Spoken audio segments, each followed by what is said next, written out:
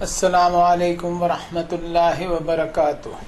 اعوذ باللہ من الشیطان الرجیم، بسم اللہ الرحمن الرحیم۔ هو الذی خلق لکم ما فی الارض جمیعا۔ وہ ایک اکیلا مالک ہے جس نے ہر چیز انسانوں کے لیے پیدا کیا ہے۔ دھرتی کی ساری چیزیں انسان کے لیے مسخر اور سروینٹ کر دی، اور ایسی کسٹم میڈ دنیا بنائی ہے کہ انسان کو ہر چیز یہاں کام آتے رہے۔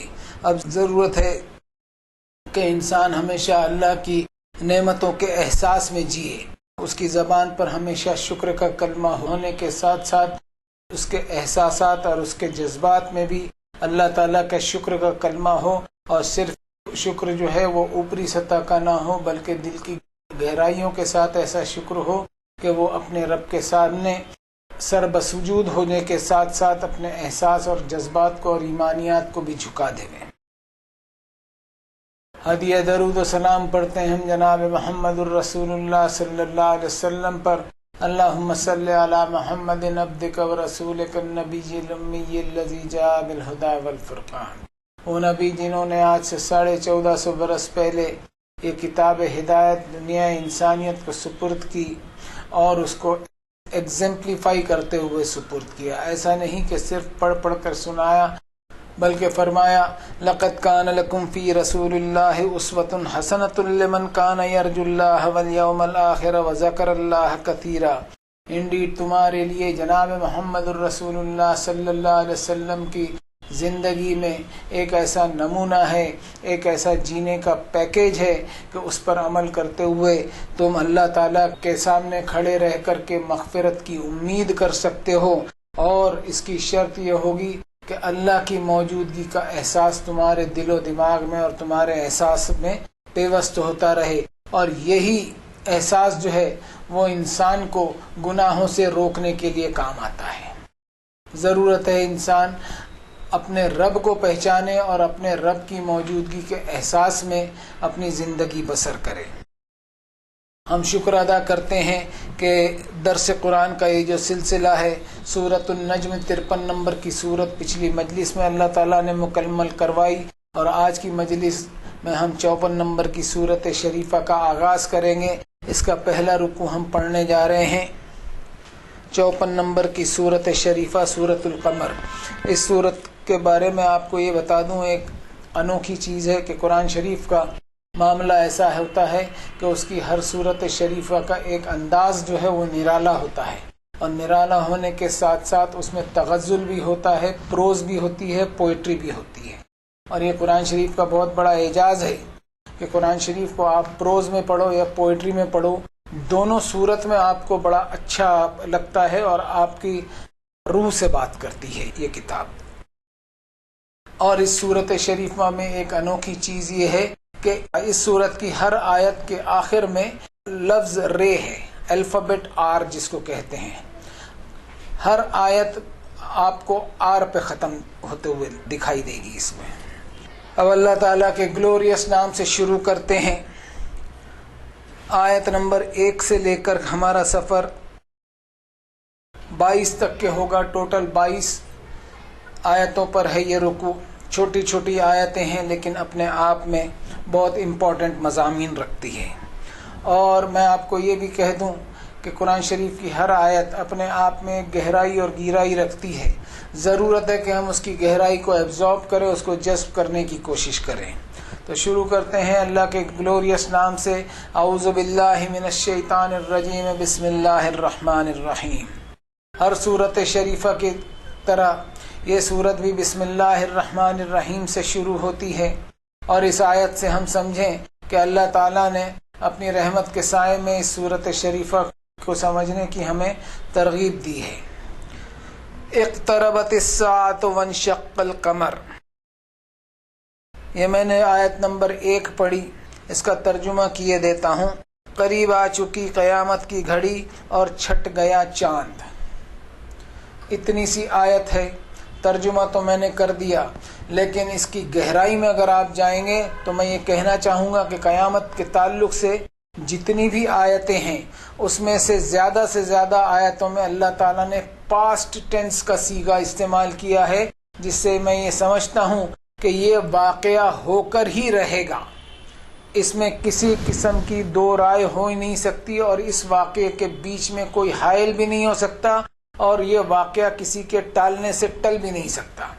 اور 30ویں پارے میں جب ہم پہنچیں گے تو ہم دیکھیں گے ایسی کئی آیتیں مل جائیں گی جس میں اللہ تعالیٰ نے فرمایا، کچھ آیتیں میں یہاں کوٹ کرتا ہوں، اذا السماء انفطرت، جب آسمان پھٹ پڑے گا، واذا الکواکب انتثرت، اور ستارے بکھر جائیں گے، واذا البحار فجرت، اور جب سمندر ابل پڑیں گے، واذا القبور بعثرت، اور قبریں کھول دی جائیں گی، علمت نفس ما قدمت واخرت، اس وقت ہر شخص کو اس کا اگلا پچھلا اور اس کا کیا دھرا سب معلوم ہو جائے گا۔ اب یہ آیتیں جو میں نے 30ویں پارے کی کوٹ کی ہے، ان آیتوں پر غور کریں کہ عربی میں پاسٹ ٹینس کا صیغہ استعمال کیا گیا ہے، یعنی ماضی کا، لیکن ترجمے میں ہمیں فیوچر ٹینس کا استعمال اس لیے کرنا پڑ رہا ہے کہ قیامت ابھی آنا باقی ہے۔ تو یہ پاسٹ ٹینس میں جو اللہ تعالیٰ نے قیامت کے تعلق سے آیتیں بتائی ہے، وہ انسان کے دل میں اس بات کو پیوست کرنے کے لیے کہ this is sure to happen and there is no any reason to deny it. اب میں آپ سے یہ بات یہ بھی کہہ دوں کہ یہ وہ چاند ہے جس کے تعلق سے اللہ تعالیٰ نے فرمایا اقتربت الساعۃ وانشق القمر، کہ قریب آ چکی قیامت کی گھڑی اور پھٹ گیا چاند۔ یہ وہ چاند ہے، اور ایسی کئی سیلیسٹیل باڈیز ہیں، اور ساری کائنات کو قیامت کے دن اللہ تعالیٰ تہس نہس کر ڈالیں گے۔ اس آیت کے بیان کرنے کا مقصد جو مجھے سمجھ میں آ رہا ہے وہ یہ ہے کہ انسان غفلت کی نیند سے جاگے۔ دنیا کی چکا چوندھ نے انسان کی نگاہوں پر ایک زبردست غفلت کا پردہ ڈال دیا ہے، اور یہ آیت خود کہہ رہی ہے کہ انسان کی موت اور ساری کائنات کی موت قریب ہے، اچانک آئے گی، کوئی اپوائنٹمنٹ لے کر نہیں آئی۔ لیکن معاملہ یہ ہے انسان کا، یسأل ایان یوم القیامہ، ادھر ادھر پوچھتا پھرتا ہے، جگیاسا کرتا ہے کہ قیامت کب آئے گی۔ اب قیامت کب آئے گی یہ سوچتا ہے، جب آئے گی تب کی تب دیکھی جائے گی، ایسی سوچ اس کی بن گئی ہے۔ جبکہ حال کیا بنیں گے، فَإِذَا بَرِقَ الْبَصَرُ، جب نگاہیں چکا چوند ہو جائیں گی، وَخَسَفَ الْقَمَرُ، چاند بے نور ہو جائے گا، وَجُمِعَ الشَّمْسُ وَالْقَمَرُ، اور سورج اور چاند اکٹھے کر لیے جائیں گے، یقول الانسان یومئذ این المفر، اس دن انسان چیخ اٹھے گا کہ کہیں بھاگنے اور فرار ہونے کی جگہ اور کوئی راستہ ہے کہ میں بھاگ جاؤں۔ ان وارننگ کو آج انسان سمجھنے کے لیے تیار نہیں ہے۔ قیامت کا سائرن بجنے پر مجبوراً اس کو اپنے رب کے سامنے حساب دینے کے لیے کھڑا ہونا پڑے گا۔ اب اگلی آیتیں لیتے ہیں۔ وَإِن يَرَوْا آیَةً يُعْرِضُوا وَيَقُولُوا سِحْرٌ مُسْتَمِرٌ، اور اگر وہ دیکھیں کوئی بھی نشانی تو اعراض ہی کریں گے، اگنور کریں گے اور کہیں گے جادو ہے جو پہلے سے چلا آ رہا ہے۔ وَكَذَّبُوا وَاتَّبَعُوا أَهْوَاءَهُمْ وَكُلُّ أَمْرٍ مُسْتَقِرٌ، اور اس طرح انہوں نے جھٹلایا اور پیچھے چلے اپنی منمانی کے، اور ہر معاملے کا طے شدہ وقت مقرر ہے۔ وَلَقَدْ جَاءَهُم مِّنَ الْأَنبَاءِ مَا فِيهِ مُزْدَجَرٌ، اور یقیناً آئی ان کے پاس خبریں جس میں تھی سخت وارننگ۔ حکمت بالغۃ فما تغنی النذر، حکمت سے بھرپور وارننگ پر نہیں کام آئی اور وارننگز ان کو۔ یہ آیت نمبر 2 سے لے کر کے میں نے 5 تک آپ کے سامنے پڑھی، اور ساتھ ہی ساتھ اس کا ترجمہ بھی کرتے چلا گیا۔ اب اس آیت میں آپ دیکھیے، اس کو ٹون اور ٹینر کو دیکھیے آپ، اس میں انسان کی عقل بتائی گئی ہے کہ اتنی ساری وارننگ دینے کے بعد بھی غفلت کی نیند سے جاگتا نہیں ہے، اور اس طرح سے انسان اللہ کی آیتوں کو ریجیکٹ کرتے چلتا ہے۔ قیامت کے تعلق سے جتنی بھی آیتیں اللہ تعالی نے نازل کی ہیں، اس سے انسان کے دل میں خوف آنا چاہیے، لیکن معاملہ ایسا نہیں ہوتا۔ انسان کی عادت یہ ہوتی ہے کہ یسألونک عن الساعۃ ایان مرساہا، پوچھتا پھرتا ہے کہ کب آئے گی قیامت، فیما انت من ذکراہا، قیامت کب آئے گی، اس جھنجٹ میں کیوں پڑا ہے انسان، جبکہ الی ربک منتہا، کب آئے گی اس کے علم کی انتہا صرف اللہ ہی کے پاس میں۔ اس میں انسان بے صبرا کیوں ہوتے چلے جا رہا ہے؟ ہونا کیا چاہیے؟ ہونا یہ چاہیے انما انت منذر من یخشاہا، انسان وارن اپ ہو جائے، سچیت ہو جائے، اور انسان کو یہ یقین نہیں آتا تو نہ آئے، اس سے اللہ تعالیٰ کو کوئی فرق نہیں پڑتا۔ انسان کو خود ایک دن پتہ چل جائے گا، ثم لترونها عین الیقین، اب اس ریجیکشن کا نتیجہ اس وقت انسان کو دکھائی دے گا جب وہ اپنی آنکھوں سے ان سارے واقعات کو ہوتے دیکھے گا۔ لقد كنت في غفلة من هذا فكشفنا عنك غطاءك فبصرك اليوم حديد، یہ حقیقت جب سامنے آئے گی تو ہر اس شخص سے کہا جائے گا جس نے قیامت کے اس واقعے کو جھٹلایا تھا کہ یہ وہ حقیقتیں آج تیرے سامنے آئی ہیں جس کی نصیحتوں کے لیے اللہ تعالیٰ نے نبیوں اور کتابوں کا انتظام اس دنیا میں رکھا، لیکن انسان کی ضد اور انا اور اس کا دنیا کی چکا چوند میں ہی ڈوب جانا اس کو اس گھاٹ پر لے کے آیا۔ اب ان آیتوں میں اللہ تعالیٰ کی رحمت کو ہم دیکھیں کہ قیامت میں ہونے والے واقعات کی خبر اس دنیا میں انسان کو آج دے دی کہ انسان سنبھل جائے اور اپنی زندگی کی روش کو اللہ تعالیٰ کے احکامات کے تحت ڈھال لے۔ کیا اللہ تعالیٰ کی رحمت کے اس پہلو کو انسان سمجھنے کے لیے تیار ہے؟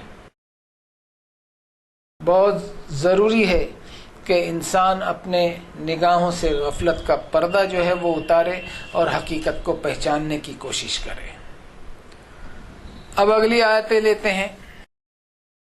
فَتَوَلَّ عَنْهُمْ يَوْمَ يَدْعُ الدَّاعِ إِلَىٰ شَيْءٍ نُكُرٍ، سو دھیان نہ دیجیے ان پر جس دن بلائے گا ایک بلانے والا ناگوار چیز کی طرف۔ خُشِّ عَنْ أَبْصَارُهُمْ يَخْرُجُونَ مِنَ الْأَجْدَاثِ كَأَنَّهُمْ جَرَادٌ مُنتَشِرٌ، پھٹی جا رہی ہوں گی ان کی نگاہیں، وہ نکلیں گے قبروں سے جیسے کہ وہ ہوں ٹڈی دل بکھرے ہوئے۔ مہطعین الی الداع یقول الکافرون ھذا یوم عسیر، دوڑے جا رہے ہوں گے وہ بلانے والے کی طرف، کہیں گے نافرمان یہ تو بڑا سخت دن ہے۔ یہ آیت نمبر میں نے 6، 7 اور 8 پڑھی، اس کا ترجمہ بھی کر دیا۔ اب اس کو دیکھتے ہیں، سمجھنے کی کوشش کرتے ہیں ان کو۔ اب ایسے نافرمانوں کے خلاف جو ہے قرآن مجید کسی ایکشن لینے کے بارے میں، کوئی قسم کا ایکشن لینے کے بارے میں بات ہی نہیں کرتا، بلکہ کہتا ہے کہ ان کو اگنور کیجیے، ایک وقت آئے گا کہ ان کو سبھی چیزیں پتہ چل جائے گی۔ اب ان نصیحتوں سے انسان کو سبق لینا اسی وقت ممکن ہے جب انسان اپنی عقل سے اس کے بارے میں سوچے۔ آج ہم 21ویں صدی سے گزر رہے ہیں اور ہماری پہنچ چاند اور مارس پر بھی ہو چکی ہے، اور ہم یہ بات جان بھی چکے ہیں کہ یہ دنیا اور ساری کائنات اپنے مدار اور محور اور آربٹ پر چلتے ہوئے ایک ایسے مقام اور وقت پر آ کر ٹکرائے گی جس کا علم صرف اور صرف اللہ ہی کو ہے۔ لیکن اتنی ترقیوں کے باوجود یہ ساری دلیلیں ایک انسان کے لیے غیر مؤثر اور بے معنی ہو کر رہ گئی۔ کیا انسان اس بات کے انتظار میں ہے کہ فَإِذَا جَاءَتِ السَّاخَّةُ، کہ قیامت کی وہ چنگھاڑ ظاہر ہو جائے اور انسان کو سنبھلنے کا موقع ہی نہ ملے؟ قیامت میں ہونے والے ان سارے واقعات کو اللہ تعالیٰ نے الگ الگ پیرائے میں الگ الگ اینگل سے بیان فرمایا کہ حال یہ بنیں گے اس دن انسان اپنی نگاہوں کو جھکائے ہوئے اپنی قبروں سے ایسے نکل پڑیں گے جیسے بکھری ہوئی ٹڈیاں ہوں۔ یہ اللہ تعالیٰ کا بیان فرمانے کا انداز ہے کہ انسان کو وہ مثالیں دی جائیں جس سے انسان کو سابقہ پڑتا ہے اور تجربے بھی ہوتے رہتے ہیں۔ اب اگلی آیتوں کا سیٹ لیتے ہیں۔ کذبت قبلہم قوم نوح فکذبوا عبدنا وقالوا مجنون وازدجر، جھٹلایا ان سے پہلے نوح علیہ السلام کی قوم نے بھی، انہوں نے جھٹلایا ہمارے بندے کو اور اسے مجنون کہہ کر دھتکارا گیا۔ فدعا ربہ انی مغلوب فانتصر، پھر نوح علیہ السلام نے دعا کی اپنے رب سے کہ میرے رب بے شک میں دبا دیا گیا ہوں، سو میری مدد فرمائیے۔ ففتحنا ابواب السماء بماء منہمر، سو کھول دیے ہم نے دروازے آسمان کے جس سے لگاتار پانی برسنے لگا۔ وفجرنا الارض عیونا فالتقى الماء على امر قد قدر، اور جاری کیے ہم نے زمین سے چشمے، پھر مل گیا پانی اس معاملے پر جو بے شک مقرر کیا جا چکا تھا۔ وَحَمَلْنَاهُ عَلَى ذَاتِ أَلْوَاحٍ وَدُسُرٍ، سو سوار کروایا ہم نے نوح کو تختیوں اور کیلوں والی کشتی پر، تجری بِأَعْيُنِنَا جَزَاءً لِمَنْ كَانَ كُفِرَ، جو چلی جا رہی تھی ہماری نگرانی میں، یہ بدلہ تھا اس کا جس کا انکار کیا گیا تھا۔ وَلَقَدْ تَرَكْنَاهَا آیَةً فَهَلْ مِن مُدَّکِرٍ، اور یقیناً ہم نے چھوڑا اسے نشانی بنا کر، تو کیا ہے کوئی نصیحت حاصل کرنے والا۔ فَكَيْفَ كَانَ عَذَابِي وَنُذُرِ، سو کیسا رہا میرا عذاب اور میری وارننگ۔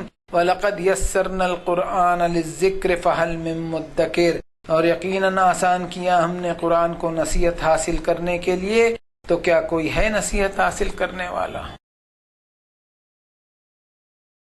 یہ میں نے آیت نمبر 9 سے لے کر کے 17 آپ کے سامنے پڑھی، ٹوٹل 9 آیتیں ہیں، اور ساتھ ہی ساتھ میں نے ترجمہ بھی کیا۔ اب یہاں سے اللہ تعالیٰ نے اپنے نبی نوح علیہ السلام اور ان کے ساتھ ہوئے واقعات کا تذکرہ کیا۔ ان واقعات کو بتانے کا مقصد ہے کہ انسان نصیحت حاصل کرے۔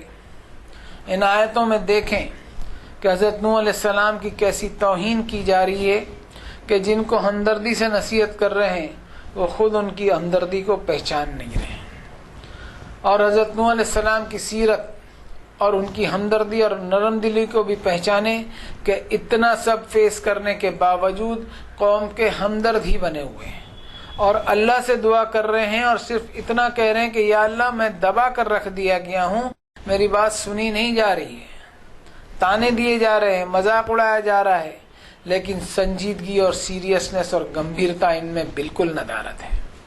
یا اللہ آپ میری مدد فرمائیے، اب میرے بس کے باہر کی بات ہے، مجھے نظر انداز کر دیا گیا، مجھے ڈس ریگارڈ کر دیا گیا۔ پھر اللہ کا کیا عذاب آیا اس کو ہم دیکھیں کہ اللہ نے آسمان سے پانی کو ایسا نازل کیا اور زمین سے بھی پانی کا ایسا سلسلہ جاری کر دیا کہ اس کی مثال ہمیں تاریخ اور ہسٹری میں کہیں دکھائی نہیں دیتی۔ انٹرنیٹ پر ہم دیکھ لیں کہ حضرت نوح علیہ السلام اور ان کی قوم کے کیا حال بنے، اور اس وقت کیسا زبردست سیلاب آیا کہ نافرمان تباہ اور برباد ہو کر اور ہلاک ہو کر رہ گئے۔ اور یہ اللہ تعالیٰ کا سسٹم ہے کہ جب بھی کسی نبی کی قوم کو عذاب میں گرفتار کرنے کا فیصلہ فرما لیتے ہیں تو نبی اور ان کے ماننے والوں کو اس عذاب سے بچاتے ہوئے حفاظت سے باہر نکالتے بھی ہیں۔ حضرت نوح علیہ السلام اور ان کے ماننے والوں کو بھی اللہ تعالیٰ نے کشتی میں سوار کروا کر اس عذاب سے بچایا۔ اب ان واقعات کو ہم مائتھولوجی اور پنچ تنتر کی کہانیاں نہ سمجھیں، بلکہ آج کے پیرائے میں ان آیتوں کو سمجھیں کہ ہماری اتنی ترقیوں کے باوجود کیا ہم قدرتی آفتوں سے محفوظ ہیں؟ آئے دن دنیا میں زلزلے، سیلاب، زمین کا دھسنا، بادلوں کا پھٹنا، تیز آندھیوں کا چلنا، سمندر کا ابلنا اور سونامی وغیرہ جیسی آفتیں آتی رہتی ہیں۔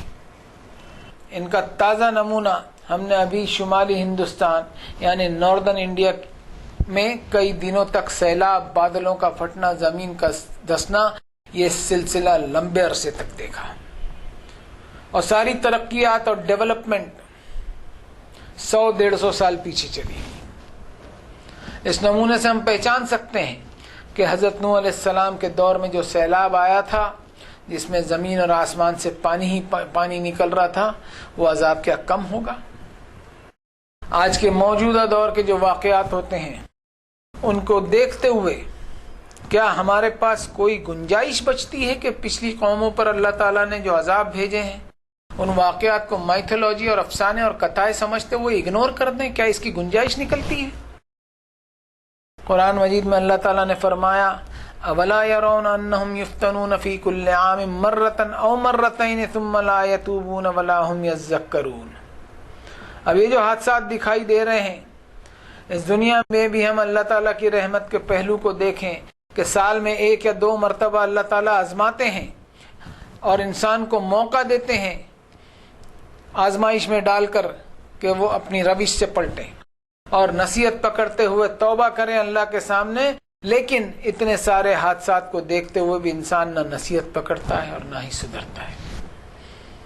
اس کی تازہ مثال دینا چاہوں گا، کووڈ-19 میں اللہ تعالیٰ نے ساری دنیا کو ایک پاز اور ایک وقفے پر لا کر روک دیا تھا، اور اس بیماری سے بے شمار جانیں ہلاک ہوئی کہ قبرستان اور شمشان گھاٹوں میں لائن لگی ہوئی تھی، لاشیں دریاؤں میں اس طرح بہنے لگی جیسے بچے کسی نہر میں کاغذ کی ناؤ تیراتے ہیں۔ یہ ایسا زبردست واقعہ تھا جس کی اس صدی میں کوئی مثال نہیں ملتی، لیکن انسان کا معاملہ ایسا دیکھنے میں آیا کہ اس سے رجوع اللہ، انابت اللہ کی کیفیت انسان میں آنی چاہیے، وہ بہت کم دکھائی دی۔ بلکہ اس کے برخلاف انسانوں کی اکثریت یہ سوچنے لگی کہ 4 دن کی زندگانی ہے، اسے موج مستی اور عیش و عشرت میں گزار لو، زندگی ہے چھوٹی سی، موج مزے اس میں لوٹو۔ اور نتیجے میں شراب پینے میں کمی نہیں آئی بلکہ اور بڑھوتری ہوئی، اضافہ ہوا۔ موج مستی، عیش و عشرت، انٹرٹینمنٹ میں بھی کوئی کمی نہیں بلکہ اس میں بھی اضافہ ہوتا چلا گیا۔ اور دنیا کا کیا حال بنا کہ ایک طرف غریب 2 وقت کی روٹی نہ جٹا سکے اور دوسری طرف اناج کے بھنڈار گوداموں میں پڑے سڑ رہے ہیں، اور اس پر بھی انتہائی بے شرمی، نڈرتا اور لاپرواہی کے ساتھ کہا جاتا ہے کہ ان سڑے ہوئے اناج کو برباد نہیں کیا جائے گا، اس کی فکر نہ کرو، اس کی شراب بنا لی جائے گی۔ کیا ان حرکتوں پہ اللہ تعالیٰ کی ناراضگی ہم مول نہیں لے رہے؟ جب ایک طرف 2 وقت کی روٹی جٹا نہیں سک رہے لوگ، مہنگے علاج کے سبب بیماریوں کو اپنے ساتھ زندگی میں گھسیٹ رہے ہیں، تعلیم اور ایجوکیشن ایسا مہنگا کہ غریب اور معصوم لوگوں کے بس کے باہر کی بات ہو گئی، اور دوسری طرف چند جمع خور دنیا کی 80% سے زیادہ کی مال و دولت پر قابض ہو جائے تو کیا اللہ تعالیٰ کے سامنے ہم کیسے حساب دیں گے؟ ہم اکثر سنتے ہیں life is short, better enjoy it, یعنی زندگی مختصر ہے، چھوٹی سی ہے، اس میں موج مستی کیوں نہ کی جائے۔ لیکن اس فقرے کے پیچھے انسان اس غفلت میں ہے کہ eternity is long and forever, better prepare for it، یعنی آخرت اور پرلوک کی دنیا ہمیشہ والی ہے، اس میں کامیابی حاصل کرنے کی تیاری کی جائے۔ کہاوتیں ہمارے پاس بہت ہیں، اچھے فقرے اور اپیلنگ اور مؤثر جملوں کی ہمارے پاس کوئی کمی نہیں ہے۔ کمی اگر کسی چیز کی ہے تو نبیوں کی تعلیمات کی کمی ہے، جن کو ہم نے ایسا بھلایا کہ ہم میں آخرت کے تعلق سے سنجیدگی غائب ہو گئی ہے۔ اب اس رکوع کی اگلی آیتوں پہ چلتے ہیں۔ کذبت عاد فکیف کان عذابی ونذر، جھٹلایا عاد نے بھی سو کیسا رہا میرا عذاب اور میری وارننگ۔ انا ارسلنا علیہم ریحا صرصرا فی یوم نحس مستمر، بے شک ہم نے بھیجی ان پر تیز طوفانی ہوائیں نامبارک دن میں لگاتار چلنے والی۔ تنزع الناس کأنہم اعجاز نخل منقعر، جس نے اکھاڑ پھینکا انسانوں کو جیسے کہ وہ ہوں کھجور کے تنے اکھڑے ہوئے۔ فکیف کان عذابی ونذر، سو کیسا رہا میرا عذاب اور میری وارننگ۔ وَلَقَدْ يَسَّرْنَا الْقُرْآنَ لِلذِّكْرِ فَهَلْ مِن مُدَّكِرٍ، اور یقیناً ہم نے آسان کیا قرآن کو نصیحت حاصل کرنے کے لیے، تو کیا کوئی ہے نصیحت حاصل کرنے والا؟ یہ آیت نمبر میں نے 18 سے لے کر 22 پڑھی، ٹوٹل 5 آیتیں، اور ان آیتوں پر یہاں رکوع بھی کمپلیٹ ہو رہا ہے، یعنی 54 نمبر کی سورت شریفہ کا فرسٹ پارٹ جو ہے وہ کمپلیٹ ہو رہا ہے۔ اب یہاں اللہ تعالیٰ نے قوم عاد کا تذکرہ کیا ہے، ان پر بھی ایسا زبردست عذاب آیا کہ ایک ایسے طوفان نے ان کو گھیر لیا جس نے ان کو جڑ سے اکاڑ پھینکا۔ وہ ایسا خوفناک طوفان تھا کہ زمین کی گہری جڑوں والے درختوں کو بھی اکھاڑ پھینکا۔ اس طوفان کی رفتار کے نمونے ہمیں آئے دن دیکھنے کو ملتے ہیں، جن کے ہم الگ الگ نام بھی رکھ دیتے ہیں، جیسے کیٹرینا اور بپر جوائے جو ابھی ابھی بنگال کی کھاڑی میں آیا تھا۔ اب اللہ تعالیٰ فرما رہے ہیں کہ میری سزا کیسی رہی اس پر تو غور کرو، اور فائنلی فرمایا وَلَقَدْ يَسَّرْنَا الْقُرْآنَ لِلذِّكْرِ فَهَلْ مِن مُدَّكِرٍ، کہ ہم نے قرآن کو آسان کیا ہے نصیحت کے لیے، تو کیا ہے کوئی نصیحت حاصل کرنے والا؟ اب انسان کی جو بینکرپسی آف انٹیلیجنس ہے، اس کی ذہانت کا دیوالیہ پن ہے، اس پر جتنا بھی افسوس کیا جائے کم ہے۔ جتنا اللہ نے قرآن کو آسان بنایا اتنا ہی ہم نے اس کو مشکل سمجھتے ہوئے دوری اختیار کر لی قرآن مجید سے۔ ضرورت ہے کہ انسان ہدایت حاصل کرنے کی خاطر اس آسان کتاب کی طرف رجوع ہو اور اپنی زندگی کی روش کو صحیح کرنے کی کوشش کرے۔ آج دنیا میں ہم دیکھیں کہ مذہبوں کا اکال نہیں پڑا ہوا ہے، ایک سے بڑھ کر ایک رنگ برنگی مذہب ہے، جس نے الگ الگ حلیے بنوا دیے ہیں، الگ الگ ڈریسز بنوا دیے ہیں، لیکن کیا انسان تقوی کا ڈریس پہننے کے لیے تیار ہے؟ کیا آج اللہ تعالیٰ کی موجودگی کا احساس اپنے اوپر لادنے کے لیے تیار ہے کیا؟ اور یہ اللہ تعالیٰ کی موجودگی کا احساس اور انسان کو قیامت کے حساب کی جواب دہی کا احساس ہی ہے جو انسان کو کٹ ٹو سائز کرے گا، اور کٹ ٹو سائز کرتے ہوئے اس کو اللہ تعالیٰ کی بتائی ہوئی باؤنڈریز کے اندر رہنے کی ترغیب دے گا۔ یہاں بات مکمل ہو رہی ہے۔ پہلے رکوع پر اللہ تعالیٰ سے دعا ہے کہ اللہ تعالیٰ اس کو قبول فرما لے، اور ساتھ میں یہ بھی دعا ہے کہ جیسا 2-3 مرتبہ اس رکوع میں فرمایا وَلَقَدْ يَسَّرْنَا الْقُرْآنَ لِلذِّكْرِ فَهَلْ مِن مُدَّكِرٍ، کہ ہم نے قرآن کو آسان بنایا ہے نصیحت حاصل کرنے کے لیے۔ ہم اللہ تعالیٰ سے دعا کرتے ہیں کہ یا اللہ ہم کوشش کرتے ہیں اس سے نصیحت حاصل کرنے کی اور اپنے آپ کا سدھار کرنے کی۔ ہمارے اس رجوع کو آپ قبول فرما لیجئے اور ہمیں ہدایت نصیب فرمائیے۔ ربنا تقبل منا انک انت السمیع العلیم وتب علینا انک انت التواب الرحیم برحمتک یا ارحم الراحمین۔